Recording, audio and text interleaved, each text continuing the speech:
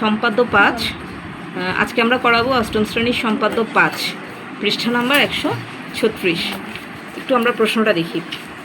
কোনো চতুর্ভুজের কি বলেছে এখানে? চতুর্ভুজ অঙ্কন করার জন্য বলেছে। কোনো চতুর্ভুজের দুইটি সন্নিহিত বাহুর দৈর্ঘ্য, তাহলে এখানে বাহু কয়টি? বাহু হচ্ছে দুইটি সন্নিহিত বাহুর দৈর্ঘ্য দেওয়া থাকবে। তিনটি কোণ দেওয়া থাকবে। তাহলে আমাদেরকে দুইটি বাহু আঁকতে হবে, তিনটি কোণ আঁকতে হবে। তিনটি কোণের সমন্বয়ে একটি চতুর্ভুজ অঙ্কন করতে হবে। তাহলে প্রথমে আমরা দুইটি বাহু অঙ্কন করে নিই। আচ্ছা, আমি আবারও বলছি, যদি মাপ দেওয়া থাকে তাহলে সেই মাপে অঙ্কন করতে হবে। তাহলে দুইটা বাহু অঙ্কন করছি। এই যে একটা বাহু অঙ্কন করলাম, আরেকটা বাহু, প্রথম যে বাহুটা অঙ্কন করলাম তার চাইতে একটু ছোট করে নিলাম। আচ্ছা, তাহলে এই বাহুটার নাম এ এবং বি, দুইটা বাহু অঙ্কন করা হলো। এবার আমাদেরকে বলেছে তিনটি কোণ অঙ্কন করতে। তাহলে আমরা একটা দাগের মধ্যে তিনটি কোণ অঙ্কন করা সম্ভবত যাবে না। তিনটা কোণ আমরা এভাবে অঙ্কন করি। আচ্ছা, তো তিনটা কোণ অঙ্কন করার জন্য প্রথমে আগে আমাদেরকে কোণগুলো তৈরি করে নিতে হবে। যেহেতু কোণগুলো আমাদেরকে কোনো মাপ দিয়ে দেয় নাই, কোণগুলোতে আমাদেরকে কোনো মাপ দিয়ে দেয় নাই, তাই আমরা কোণটা আনুমানিক নিচ্ছি।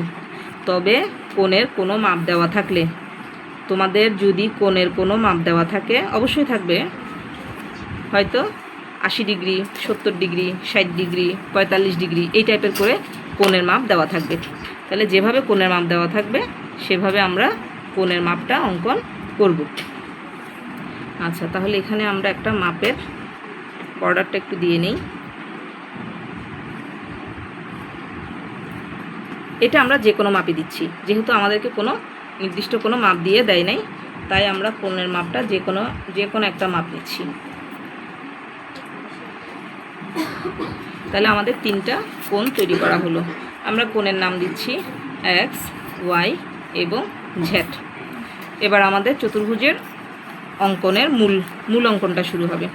যে কোনো একটি রশ্মি বিই নিলাম, এই হলো বিই নিলাম,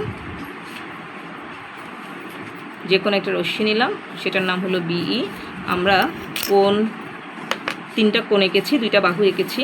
তাহলে আমরা আমাদের যে প্রথম বাহু এ বাহুর সমান ব্যাসার্ধ নিয়ে, দেখো আমি একটা এন্ডিং পয়েন্ট দিয়েছি, যে এটা দিলে ভালো, যে টিচার বুঝতে পারবে যে তুমি কতটুকু মাপটা নিয়েছো। কারণ অনেক সময় হয় কি, পেন্সিলে ঠিকমতো দাগ দিলে অনেক সময় সেটা ঠিকমতো বোঝা যায় না।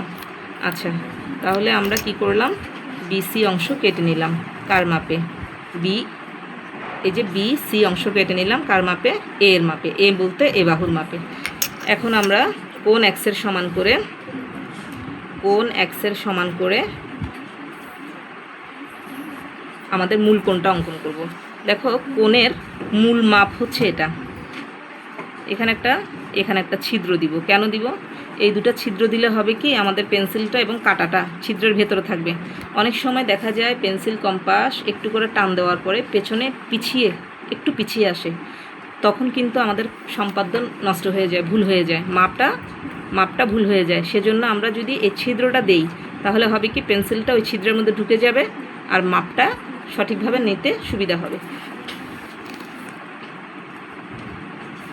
এই যে এখানে আমরা কি করলাম, এক্সের সমান করে এই অংশটা কেটে নিলাম। আচ্ছা, এবার আমরা সিকে কেন্দ্র করব। সিকে কেন্দ্র করে আমাদের ওয়াইয়ের সমান করে, একটু দেখো, আমাদের ওয়াইয়ের যে কোণটা আমরা আঁকবো সেটার মূল মাপ হচ্ছে এই মিডলের যে মাপটা আমি নিচ্ছি সেটা হচ্ছে মূল মাপ। একটু করে দেখো, এখানে দেখা যাচ্ছে এই মূল মাপটা আমরা এখান থেকে অঙ্কন করব। এটা হচ্ছে আমাদের মূল মাপ। তাহলে এই মাপের এই জায়গায় একটা ছেদবিন্দু তৈরি হলো এবং এখানে একটা ছেদবিন্দু তৈরি হলো। দুইটা ছেদবিন্দু আমাদের তৈরি হয়েছে। এখন এই দুইটা ছেদবিন্দু একটু আমরা সংযোগটা করে ফেলি।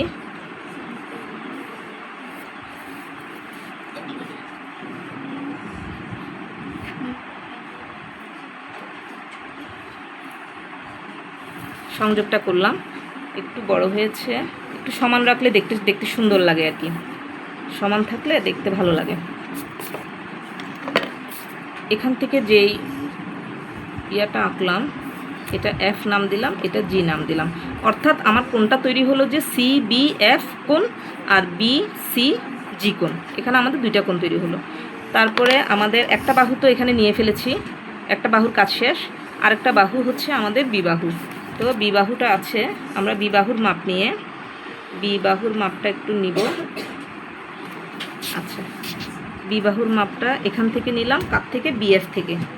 আমরা বিএফের উপরে বি এ অংশ কেটে নিলাম। কার মাপে? বি বাহুর মাপে। অর্থাৎ আমরা কখন কার মাপে কী অঙ্কন করব সেটা অবশ্যই আমাদেরকে এখানে পাশে লিখে দিতে হবে।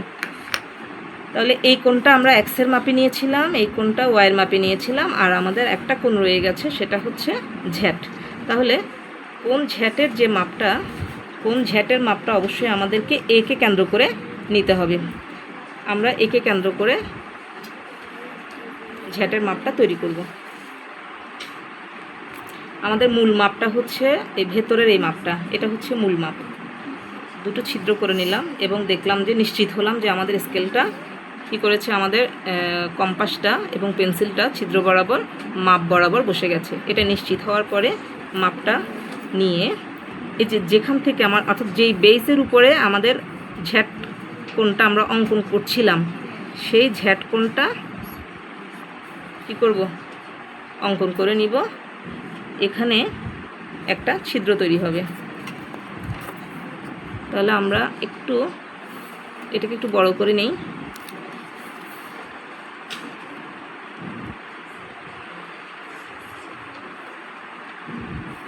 ছিদ্র বরাবর দুইটা ছেদ বিন্দুকে আমরা সংযোগ করে দিব। আচ্ছা, সংযোগটা একটু বাড়িয়ে দিব।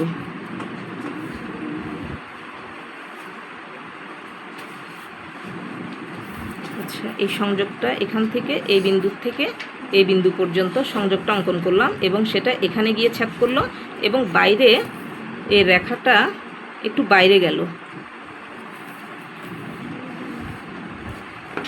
আমরা এখন নামকরণটা করব। এই যেই বিন্দুতে ছেদ করেছে সেই বিন্দুটার নাম হলো ডি বিন্দু, আর এই যেই রেখাটা গেল তার নামে আমি দিলাম এ এইচ। তাহলে এবার আমাদের সম্পূর্ণ সম্পাদ্যটার একটু বর্ণনাটা দেখো। একটি চতুর্ভুজের দুইটি বাহু এ বি এবং তিনটি কোণ এক্স, কোণ ওয়াই এবং কোণ ঝ্যাট দেওয়া আছে। চতুর্ভুজটি অঙ্কন করতে হবে। বিই একটি যে কোনো রশ্মি নেই। বিই থেকে বিসি ইকুয়াল টু এ অংশ কেটে নিই। বি এবং সিকে কেন্দ্র করে, আবারও বলছি, বি এবং সিকে কেন্দ্র করে সি বি এফ, মানে এভাবে লিখতেছি, কোণ C B F equal to কোণ এক্স আর বি সি জি। আবার লিখছি, B C G equal to কোণ ওয়াই অঙ্কন করি। তাহলে আমরা এদিক থেকে কি পেলাম, সিজি পেলাম, এদিক থেকে পেলাম বিএফ থেকে। তাহলে বিএফের উপর আমরা কি আঁকবো, যেহেতু আমাদের একটা বি বাহুর একটা মাপ ছিল, তাহলে আমরা লিখব বিএফ থেকে B A equal to B অঙ্কন করি। একে কেন্দ্র করে কোণ ঝ্যাটের সমান ব্যাসার্ধ নিয়ে আমরা অঙ্কনটা করব। তো এই কথাটা আমাদের এভাবে লিখতে হবে না, আমরা লিখব একে কেন্দ্র করে বি এ এইচ, মানে কোণের চিহ্ন অবশ্যই দিতে হবে। বি এ এইচ অঙ্কন করি। এই কার ব্যাসার্ধ নিয়ে, কতটুকু মাপ নিয়ে, এ কথাটা আমাদের লিখতে হবে না। আমরা শুধু লিখব যে B A H equal to কোণ ঝ্যাট অঙ্কন করি। যা এ এইচ সি জিকে, আবারও বলি, A H C GK D বিন্দুতে ছেদ করে। A H C GK D বিন্দুতে ছেদ করে। তাহলে A B C D E হবে আমাদের উদ্দিষ্ট চতুর্ভুজ। বোঝা গেল